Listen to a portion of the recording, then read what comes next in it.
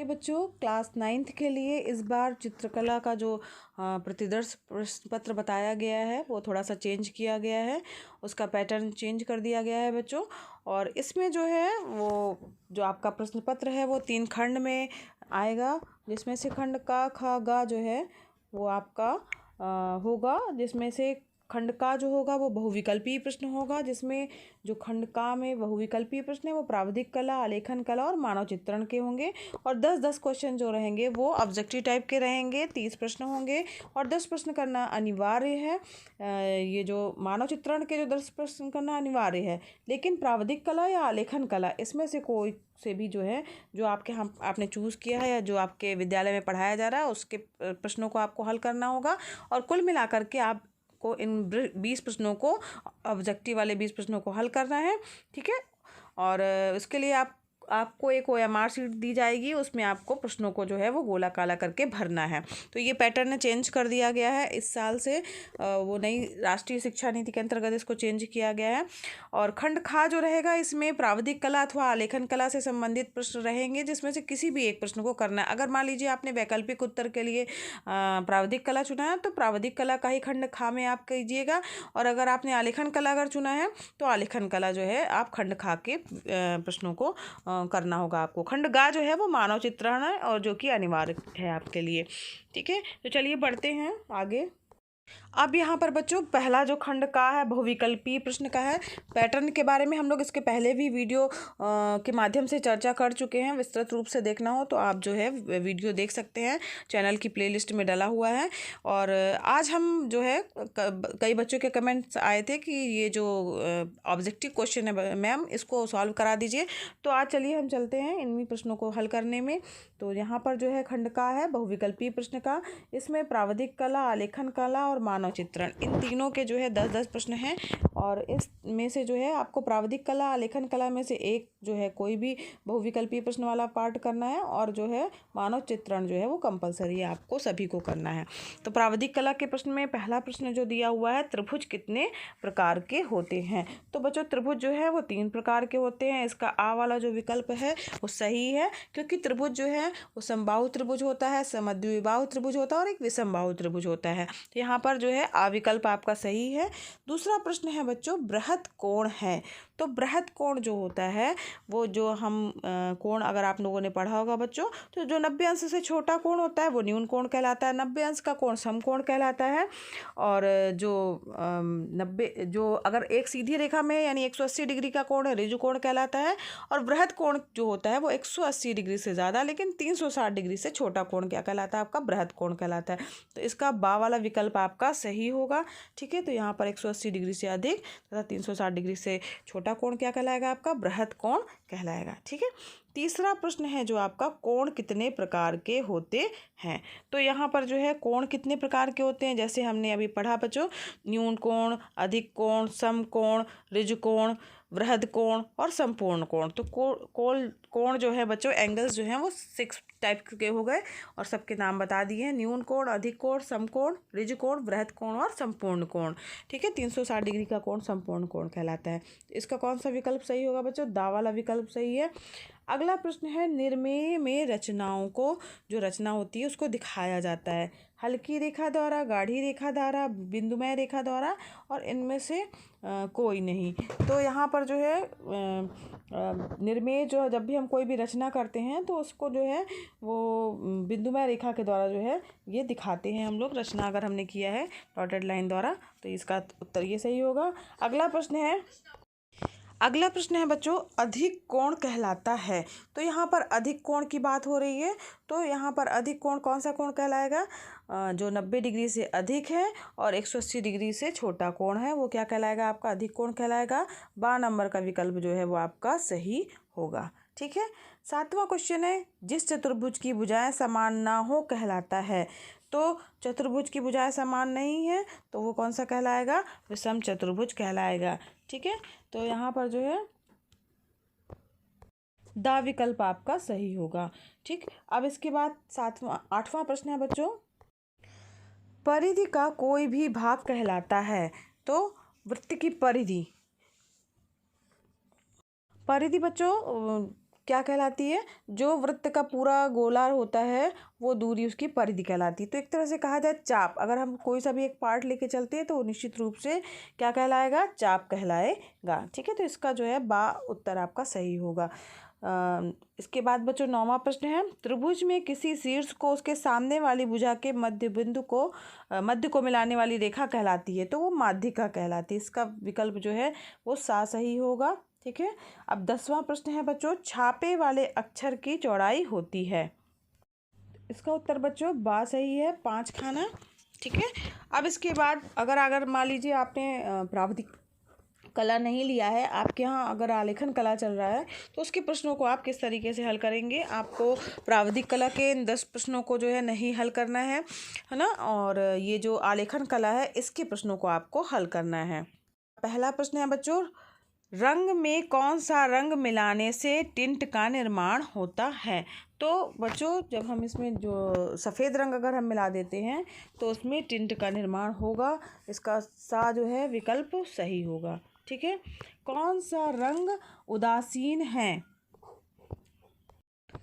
अब हम चलते हैं बच्चों आलेखन कला के प्रश्नों को हल करने। तो आलेखन कला में जो पहला प्रश्न है, रंग में कौन सा रंग मिलाने से टिंट का निर्माण होता है? तो टिंट जो है वो किसी भी, अगर हम बात करें तो किसी भी प्रारंभिक रंग कहा जाए या द्वितीयक रंग जो है, उसमें अगर हम कोई उदासीन रंग मिला देते हैं, जैसे सफ़ेद मान लीजिए मिला रहे हैं, तो जो रंग बनता है वो क्या कहलाता है? टिंट कहलाता है। ठीक है, तो सफ़ेद रंग मिला करके जो है विभिन्न प्रकार के टिंट तैयार किए जाते हैं। तो इसका उत्तर कौन सा सही होगा बच्चों? सफ़ेद। ठीक है, फिर अगला है बच्चों, दूसरा क्वेश्चन है, कौन सा रंग उदासीन है? उदासीन रंग की बात आ रही है, तो जो रंग बच्चों किसी दूसरे रंग में मिलाने से उसके बल को जो है अधिक गहरा कर देते हैं या हल्का कर देते हैं, उसे उदासीन रंग या उसी को तटस्थ रंग कहा जाता है। तो सफ़ेद और काला ऐसे 2 रंग हैं। तो यहाँ पर चूंकि सफ़ेद दिया नहीं हुआ है, काला दिया है, तो उसका बा विकल्प सही होगा। ठीक है बच्चों, आलेखन का गुण है, अगला प्रश्न है बच्चों अपना आपका तीसरा प्रश्न है, आलेखन का गुण है। तो अलंकारिता, लयात्मकता, सौंदर्य और प्राकृतिक रूपों में बदलाव। तो अगर हम आलेखन की बात करें तो किसी भी बच्चों धरातल को अलंकृत करने वाली विशिष्ट रचना को ही आलेखन कहा जाता है, अथवा अलंकार पूर्ण रचना जो रहे क्या कहलाती है? आलेखन कहलाती है।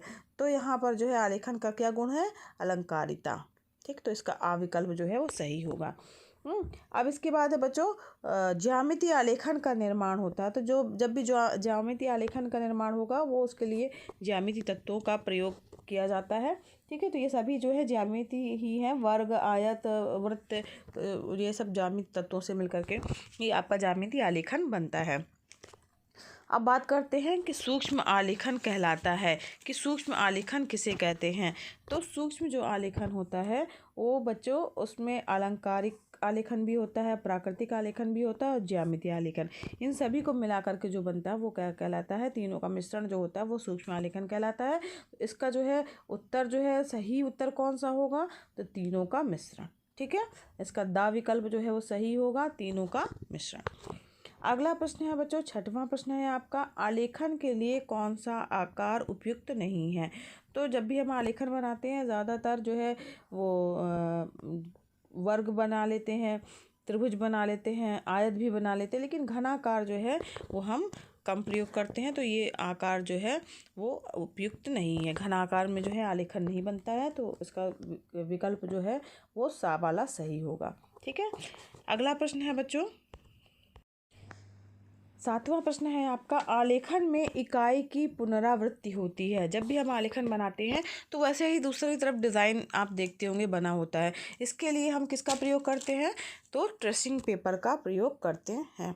ठीक है, तो इसके लिए वीडियो भी है बच्चों, जब आलेखन का क्लास 10th का जो है वो पूरा आर्ट के वीडियो डले हुए हैं आपके, और 9th क्लास के भी पूरे वीडियो डले हुए हैं चैनल की प्लेलिस्ट में। अगर नहीं देखे हैं तो जाकर देखिए, तो उसमें अच्छे से समझाया गया, बताया गया है कि किस तरीके से आलेखन में किसी भी इकाई की पुनरावृत्ति करने के लिए हम ट्रेसिंग पेपर का प्रयोग करते हैं और किस तरीके से हम दूसरी तरफ बनाते हैं। ठीक है, तो इसका उत्तर सही जो है विकल्प क्या होगा? Tracing paper. अगला प्रश्न है बच्चों 8वां प्रश्न है, आलेखन में कौन सा रंग प्रयुक्त होता है? तो यहाँ पर जो है पारदर्शी रंग है, अपारदर्शी रंग है, दोनों हैं और इनमें से कोई नहीं। तो यहाँ पर जो है आलेखन करने में जो है वो कोई नहीं वाला होगा, इसमें से कोई नहीं, क्योंकि आलेखन करने के लिए प्राकृतिक रंग का प्रयोग किया जाता है और इसमें दिया नहीं हुआ। आलेखन में कौन सा रंग प्रयुक्त होता है, तो आलेखन के लिए पारदर्शी रंग, अपारदर्शी रंग, तो इसमें से कोई नहीं होगा। अगला है बच्चों प्रश्न हमारा, ज्यामिति आलेखन में होता है। तो ज्यामिति आलेखन में प्रयोग होता है प्राकृतिक रंग, द्वितीयक रंग, श्वेत श्याम रंग और इसमें से कोई नहीं।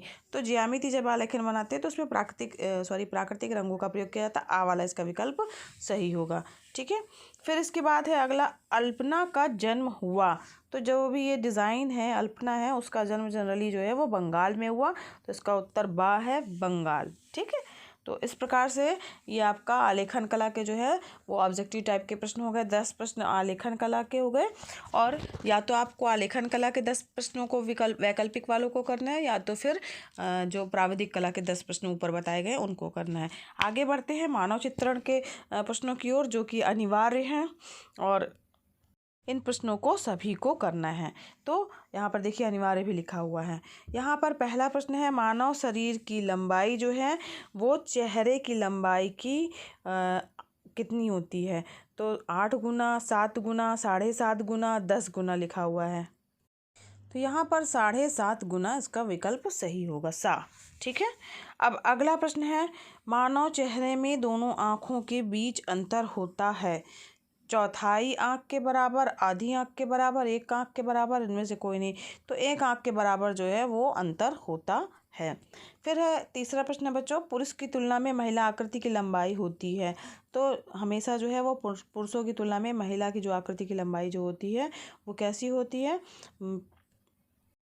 वो होती है बच्चों छोटी। ठीक है, तो अगला चौथा प्रश्न है, मुख मुद्राएं कितने प्रकार की होती हैं, तो इसका जो है छोटी सही हो जाएगा। फिर मुख मुद्राएं कितने प्रकार की होती हैं, तो यहाँ पर बच्चों मुख मुद्राएं जो हैं, तो यहाँ पर मुख मुद्राएं बच्चों जनरली 4 प्रकार की होती हैं। ठीक है, फिर अगला है, स्टिक फिगर कहते हैं। तो जो स्टिक फिगर होता है वो सीधी रेखा से बने हुए चित्र जो होते हैं वो क्या कहलाते हैं, स्टिक फिगर कहलाते हैं। स्टिक का मतलब ही होता है बच्चों लकड़ी, यानी सीधी रेखा जैसे उसके चित्र बने होते हैं। ठीक है, अगला प्रश्न है, चेहरे में ओंठ नाक की चौड़ाई से होता है।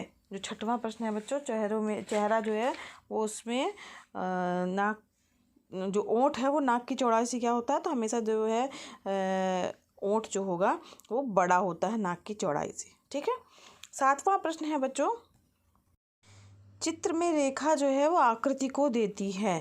तो चित्र में रेखाएं जो हैं वो आकृति को रूप देती हैं, उभार देती हैं, प्रभाव देती हैं, तो उपरोक्त सभी। तो जो रेखाएं जो बनती हैं चित्र में, तो वो उसको जो उभार देती हैं। ठीक है, तो चित्र में जो रेखाएं होती हैं, रेखा जो है वो आकृति को उभार देती हैं। फिर इसके बाद आलेखन किसे कहते हैं, तो आलेखन क्या चीज़ है, तो सुलेख को, अभिलेख को, अलंकार को, चित्रण को। तो अलंकार को क्या कहा जाएगा, आलेखन कहा जाएगा। ठीक है, चित्रकला में कौन सा तत्व संबंधित नहीं है, तो इसमें 4 ऑप्शन दिए गए हैं, रूप, प्रभाव, स्थिति और भाव। तो यहाँ पर स्थिति जो है वो उससे संबंधित नहीं, चित्रकला में स्थिति जो है वो चित्रकला का तत्व नहीं है। 10वां प्रश्न है, अंतिम प्रश्न है बच्चों हमारा, वो है मानव चित्र में रंगों के साथ महत्व है। तो जब मानव चित्र हम बनाते हैं तो उसमें किसका महत्व है, तो जब मानव का चित्रण करते हैं तो उसमें इसका आंसर होगा छाया प्रकाश का महत्व है। इस प्रकार से हमारे बहुविकल्पीय प्रश्न यहीं पर समाप्त हुए। तो ये बहुविकल्पीय प्रश्न जो आप लोग अच्छे से पढ़ लीजिएगा बच्चों, ये आपके प्रश्न पत्र में पूछे भी जा सकते हैं, और ये प्रतिदर्श प्रश्न पत्र है जो कि यूपी बोर्ड के द्वारा बनाया गया है। और इसी तरीके से बच्चों इसमें आगे खंड खा है जिसमें प्राविधिक कला के प्रश्न हैं, जो कि आपका ये जो नंबर है वो उसके लिए 50 नंबर निर्धारित किए गए हैं। खंड खा है और इसके बाद खंड गा भी है। तो इसमें प्राविधिक कला भी है, आलेखन कला भी है और मानव चित्रण भी है। तो ये तीनों खंडों से जो है प्रश्नों को करना है। चाहे तो आप प्राविधिक कला और आलेखन कला में अथवा है, ठीक है, और या तो और गा जो है मानव चित्रण वो कंपलसरी है। तो इन प्रश्नों को आप इसके पहले जो वीडियो बनाया गया है प्रश्न पत्र से संबंधित, उसमें अच्छे से प्रश्नों को बताया गया है, आप देख भी सकते हैं। तो इसको आप देख करके और अपने प्रश्नों को हल कर सकते हैं। बच्चों, आलेखन कला और ये मानव चित्रण, इसके वीडियो जो हैं क्लास 9th के लिए वो सारे चैनल पे डले हुए हैं। चैनल की पूरी प्लेलिस्ट बनी हुई है, उसमें जा कर के आप देख सकते हैं, सीख सकते हैं किस तरीके से आपको शेडिंग वर्क करना है, किस तरीके से आपको आलेखन कला के अंतर्गत कलर करना है, मिक्स करना है, किन किन सावधानियों को ध्यान रखना है, कैसे करना है। तो एक बार चैनल की प्लेलिस्ट में जा कर के ध्यान से देखिए, वीडियो को समझिए और इसके बाद अपना काम। अगर बच्चों वीडियो पसंद आया हो तो वीडियो को लाइक कीजिएगा। चैनल पर नए हैं बच्चों तो चैनल को सब्सक्राइब कीजिए। और बच्चों, ये वीडियो क्लासेस जो है एकदम फ्री हैं, तो आप लाभ लीजिए, अपने फ्रेंड्स को भी शेयर कीजिए ताकि उनको भी इसका लाभ मिले। और साथ ही बच्चों बेल आइकन दबाना मत भूलिएगा। धन्यवाद।